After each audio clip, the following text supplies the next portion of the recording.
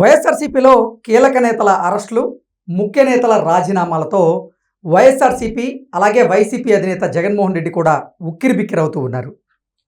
గడిచిన 9 నెలల కాలంలో చూసుకున్నట్లయితే వైఎస్ఆర్సీపీలో ఉన్నటువంటి కొంతమంది ముఖ్య నేతలు వైసీపీకి గుడ్ బై చెప్పి ఇతర పార్టీల్లో చేరేందుకు సిద్ధమవుతూ ఉన్నారు.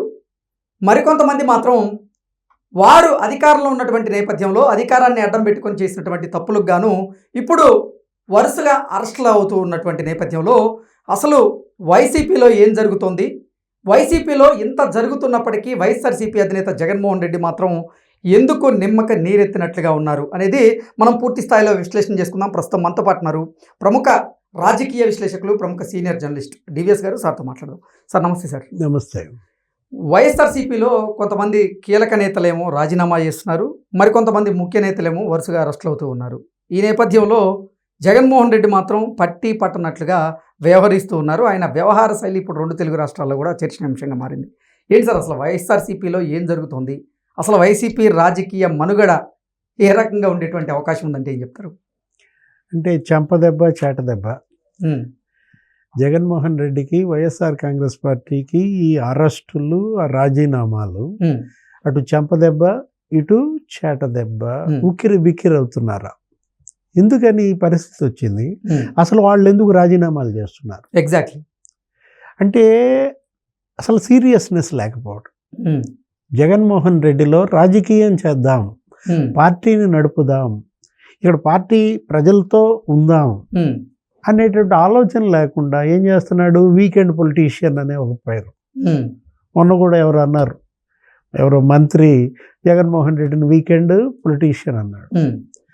అంటే నాకు డౌట్ వచ్చింది, వీకెండ్ పొలిటీషియన్ ఎట్ అవుతాడు? వీకెండ్కి వెళ్ళిపోతున్నాడు, మళ్ళీ వస్తున్నాడు కదా, 3 రోజులు అక్కడ 3 రోజులు ఇక్కడ అనుకున్నాం. పార్ట్ టైం పాలిటిక్స్ ఆడుతున్నాడా? ఓకే, అంటే పార్ట్ టైం పొలిటీషియన్ అంటారు.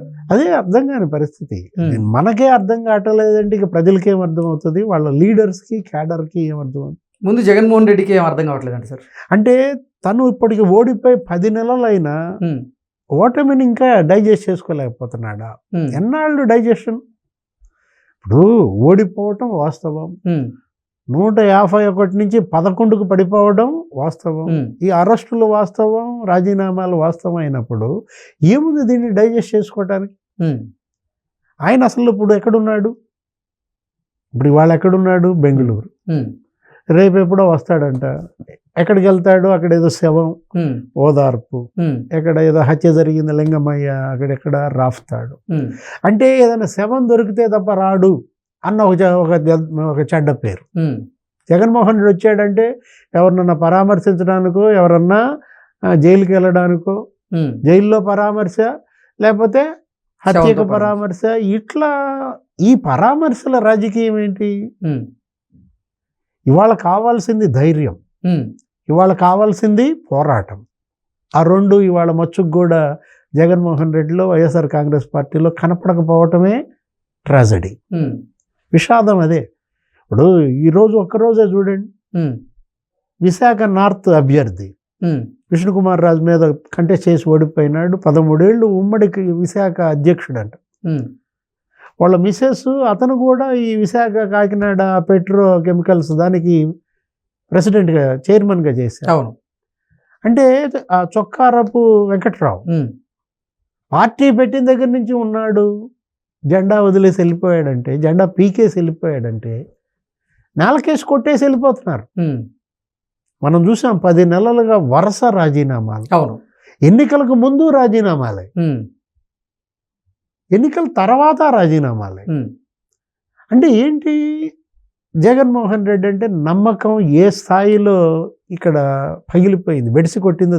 జగన్మోహన్ రెడ్డి వైఖరి నచ్చక, ఆయన ప్రవర్తన, ఆయన మాట తీరు నచ్చకే చాలా మంది వైఎస్ఆర్సీపీకి గుడ్ బై చెప్పేటువంటి పరిస్థితి వచ్చిందంటూ కూడా కొంతమంది రాజకీయ విశ్లేషకులు చెప్తూ ఉన్నారు. ఏంటి సార్, నిజంగా ఆయన వైఖరిలో మార్పు రాలేదంటారా ఇంత జరిగినా కానీ? అది సెకండరీ. ఏది ప్రవర్తన, మాట తీరు నచ్చకెళ్ళడం అనేది సెకండరీ. అసలు మనిషి మీదే నమ్మకం లేకపోవటం, ఇది నమ్మకానికి సంబంధించిన అంశం, విశ్వాసానికి సంబంధించిన అంశం. ఇప్పుడు జగన్ ఎవరు నమ్ముతారు? జగన్ సొంత కుటుంబమే నమ్మట్లేదు, తల్లి నమ్మట్లేదు, చెల్లెళ్ళు నమ్మట్లేదు.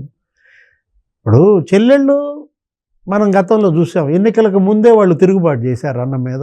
అన్న పార్టీకి ఓటు వేయదని అసలు వాళ్ళే ప్రచారం చేశారు. ఈ ఓటమికి వాళ్ళే ప్రధాన కారణం. ఎవరు? చెల్లెళ్ళు ఇద్దరు, షర్మిల, సునీత. ఇవాళ తల్లి శైలజానాథ్ ఆ పార్టీలో చేరాడు మొన్న. అవును, పిసిసి మాజీ అధ్యక్షుడు, మాజీ మంత్రి శైలజానాథ్ చేరితే ఏంటబ్బా అనుకున్నాం. అందరూ వెళ్ళిపోతున్నారు కదా, రాజీనామాలు చేసేసి ఇతనైంది మరి ఎదురు ఈత. ఫోన్లే పర్వాలేదులే, ఈ పరిస్థితుల్లో జగన్కి ఒక అండ దొరికినట్టే అనుకున్నా. శైలజానాథ్ ఏమన్నాడు ప్రెస్ మీట్లో? గౌరవ అధ్యక్షురాలుగా విజయమ్మని తెచ్చుకుంటే బెటర్ అన్నాడు. మంచి సలహా, నచ్చాడు, నాకు కూడా నచ్చాడు. ఏది అది అది ఇప్పుడు వాళ్ళ జగన్కి అదే కదా కావాల్సింది.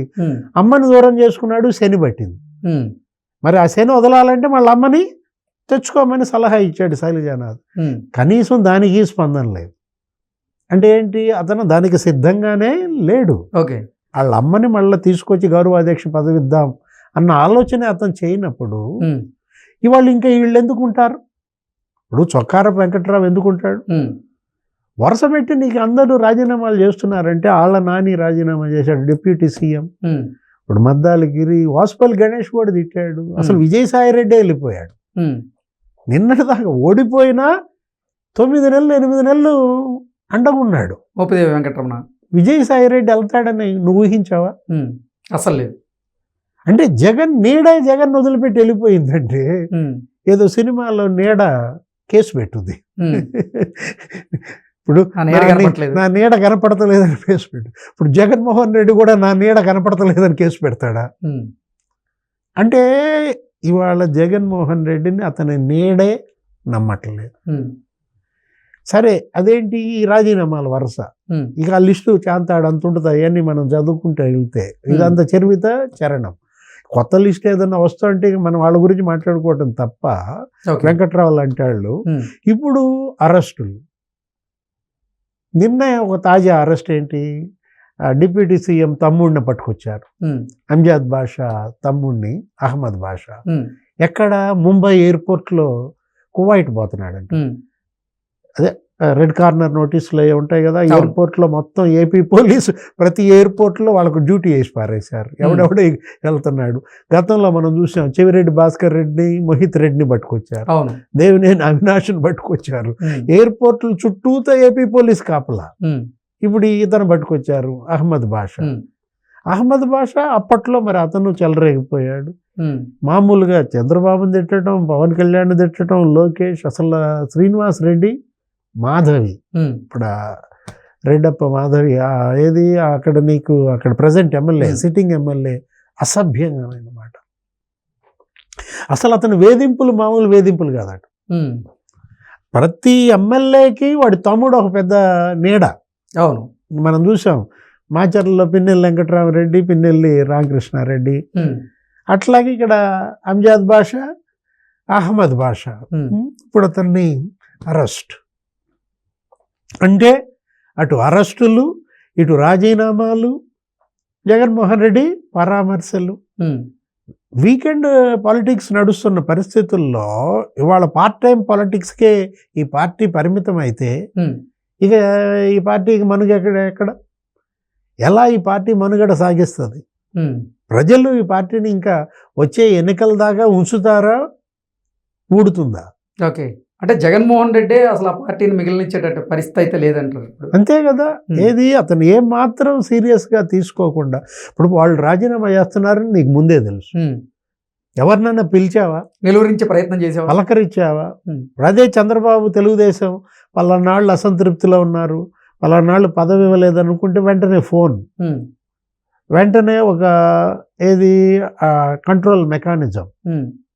ఇప్పుడు నీకు ఎక్కడ జరిగినా కూడా వాళ్ళు వచ్చి వాలాలి కదా. అవును, వాళ్ళు జగన్మోహన్ రెడ్డికి చెప్పాలి, వాడు వెళ్ళిపోయేటట్టున్నాడంటే కొంచెం పిలిచి మాట్లాడండి. వాళ్ళు వచ్చి చెప్పినా కూడా ఇతను పిలిచి మాట్లాడలేదా అంటే అతనికి అంత మొండితనం. ఓకే, ఏది ఉంటే ఉంటారండి, పోతే పొండి అంటాడు. ఉంటే ఉండండి, పోతే పొండి అనే మాట ఇవాళ రేపు ప్రజలు అదే అంటారు. ఈ పార్టీని కూడా ఏమని, ఉంటే ఉంచండి ఈ పార్టీని, పీకేస్తే పీకేయండి అంటారు అనమాట. ఓకే, అంటే లాంగ్ టర్మ్ పాలిటిక్స్ ఆడే పరిస్థితి లేదు. నీకు ఇంకా జగన్మోహన్ రెడ్డి పైన విశ్వాసం జనంలో వచ్చే అవకాశమే okay sir, thank you so much.